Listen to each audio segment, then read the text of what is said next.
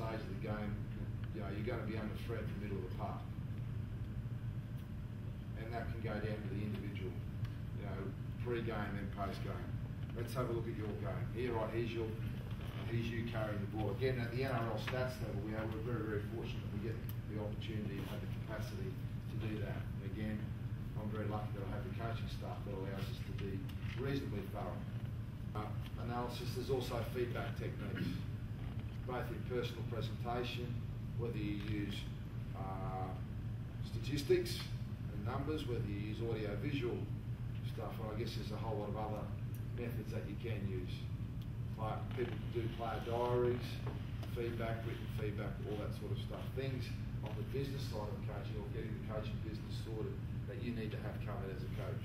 There are some coaches, of course, that believe that you're much better at putting your time and resources and energy into just getting your players ready. And when they've played that game, give some sort of fairly brief verbal feedback to your players and you get them ready for the next game straight away. And I would say that some of the coaches I know of that use that technique have been very successful over a very long period of time. The last part for us as coaches, the last part of stuff that we need to have covered, and it's just as important as your squad preparation. And what we do is we all like our job, yeah? Yeah, we like our jobs. I like my job, so I like to keep my job. So the next part is not being just successful today, next week and this season, it's been successful in the long term. So the wanky word of succession planning is also a vital part of what we do, a vital part of the business of coaching. You know, the recruitment and talent ID, you can't do that as a coach a lot of the time because it's very hard, you know, very hard for you, Ivan, to be travelling around New Zealand looking at all the young players playing, and you've also got to use all your time, focus and energy on preparing your players, and apparently you've got a life outside of it as well. You know? So it's very hard to do that. So you need to have someone and some mechanisms and some networks that are going to allow you to do that. It's a bit scary for people that do my job where you go, just bring me the best young kids you've got. Because you know, you've got to trust in someone else's judgment. I think every coach, no matter what level, is you've had a young player recruited or someone recruited to you and you go, no, you've got the wrong bloke. Where is it going? You're kidding me. So it's a really important thing to have covered. Not only from the coaching point of view, but from sustainability of your organisation and your team, which is always should be our major focus. Again, linked with that is talent development. And again, you need a lot of the time, because you're focused on getting your team ready, you have to actually develop some systems and some approach for your other coaches or for the other people involved in your team or your organisation to ensure that the development of your younger players coming into your team, that doesn't matter whether it's under 18s team, from 16s to 18s or whatever. You need to have some form of talent development processes that allows those guys that they're not starting again every time they go up. And it's the one thing, particularly in rugby league, it's the one thing that we do really well. I'm not going to get into talking about the other part of the rugby league business, which is some of the peak bodies and administration, because I know it upsets some people.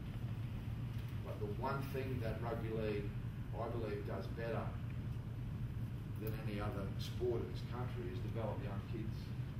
And one of the reasons for it, and it's because some of the weaknesses in the player movement system is that the NRL clubs are directly involved in player development. That actually, when they start spotting players, we're looking at kids at what age?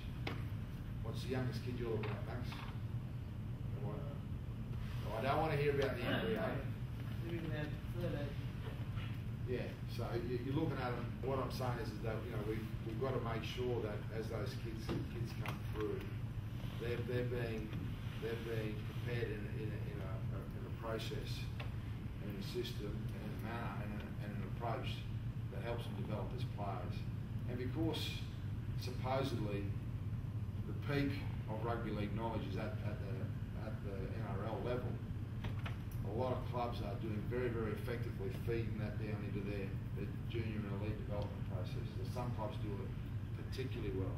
You know, when a player comes out of certain systems, he's going to have a certain skill set that hasn't been neglected. Some clubs are outstanding at it because they've got a vested interest in doing it.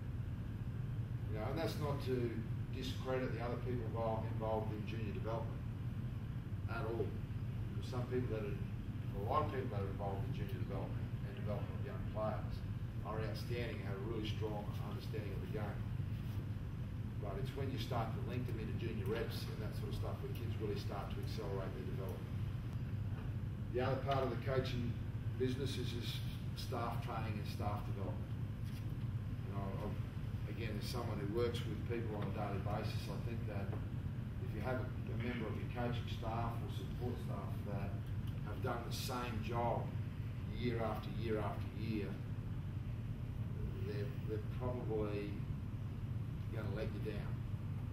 So the game has so many different facets we've discussed. You know, a minute part of it is that, you know, in staff development, staff training, I believe we should be challenging staff to improve and become better. There's nothing better than having a staff member outgrow you. Yeah, hopefully not outgrow you so much that they sit in the chair, you find them sitting in the chair at the end of the day, but that's part of it, because if that's happening, and if you're putting time into developing your staff and encouraging them to take on new challenges, and using that word empowerment, I'm not a big fan of it, but if you're using that word empowerment where your staff members actually get to a level where, you know, they need to find another job within the organisation or take a high position outside of the organisation, you know that the players under the club system that you're in are getting a high level of preparation from them. So I personally believe that's a big thing. And then there's the two areas I put IT, or information technology, and industry research. And what I mean by that is that, you know, there's been some teams who have taken an approach to playing that have changed the game over, you know, people can talk about Warren Ryan years and years ago, and you can talk about some other coaches that have instituted things that come to the game that require a change in law. You know, I guess the most recent would be, if you think about the way the Roosters probably defended, you know, started defending, was it 3 or 4 years ago. At the back end of that season, you know, it changed the game. It changed the way that coaches coach defence. It changed the way that, you know, coaches actually had to respond in attack. So when I talk about information technology and industry research, I'm talking about that. Is that something's going to happen eventually? You know, some smart coaches had the same roster for a while who feel confident about it. Something else innovative is going to come into the game. The only reason I know that is that history tells me that happens all the time. A lot of the time, if we were really smart, we go back and scroll through footage from the 60s and see how they were playing.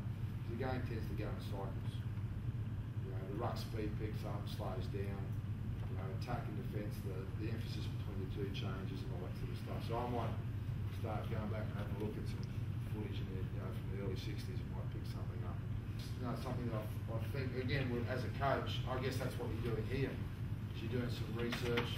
You may pick up in 2 days one idea that you can apply into your coaching regime or into your organisation. It's the same as when I went to the US this year. It's the 4th time I've been fortunate enough to go and get access to that sort of stuff. A lot of it was more reinforcement, but I picked up maybe 1 or 2 things that, you know, allowed us to add some variety into our approach. Just 2 things you actually picked up in the US. What were they? Actually, a lot of it, you know, a lot of it is a real testimony to what's happening in our game. Again, it's pretty easy to be critical about a lot of the things as to the way the game is controlled. But I think one of the things that's really healthy in the game is coaching.